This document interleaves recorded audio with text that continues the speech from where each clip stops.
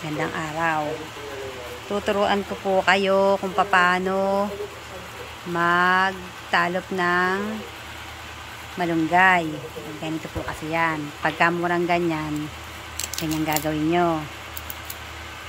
Tapos, pag ginanyan nyo yan, ganyan.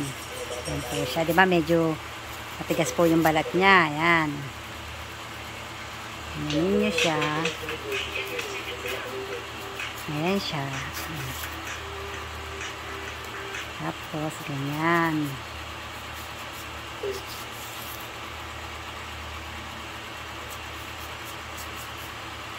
Ayan.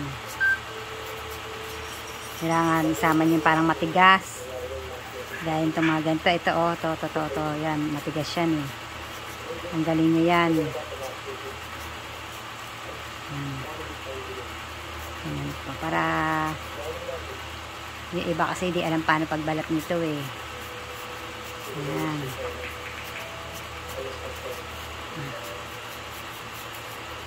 Tapos, ayan. Ayan, tinakatan nyo yan. Titignan nyo po yung buto niya kung matigas. Kagaya nito, medyo matigas-tigas na. Hindi ko yan isasama.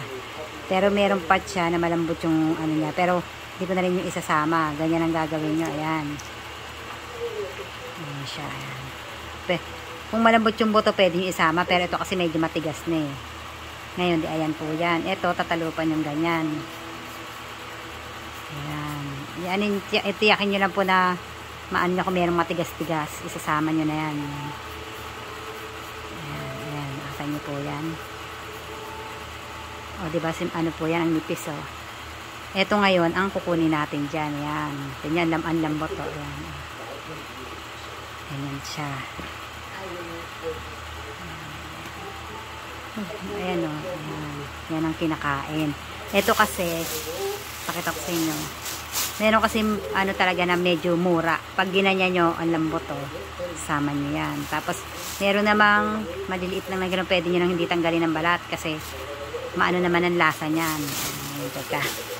Tatanggalin nyo ngayon itong buto na to kasi parang natitigasan ako, eh. O, diba nakita nyo yan, o. Hindi na sayang yung malaki kasi nakuha natin yung part na malambot. Kasi kakalaki ko dyan sa ano na yan. Madalas kami magluto kasi ng ano ng malunggay. Bunga ng malunggay. Ayan.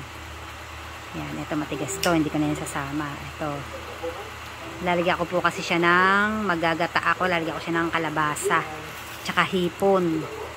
Yun ang parang ano kung pwede kong gawin dito. Parang natatakam na pa lang ako hanggang ngayon, eh. Niisip ko yung lutong ganon.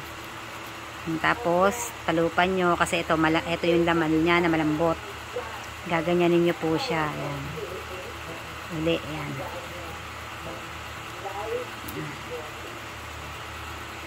Ayan siya. Kasi minsan pagka magulang na, parang akala natin di na siya po pwede.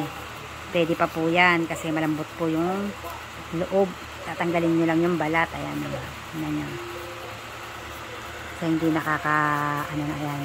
Diba, minsan nakikita natin pag merong nagaganyan, bilog siya. Ayan, ito, yan, yung mga magugulang, pwede pa siya. Ganyan, malambot siya, no? Ito, Ayan yun. Okay na, ayan. Gusto ko lang ipakita sa inyo. Tingnan mo naman yung kutsilyo ko, pangit ng ano. Ayan, thank you. Huwag yan pansinin yung aking kutsilyo, ganyan talaga hawakan yan. O, ayan, nakita nyo. Thank you.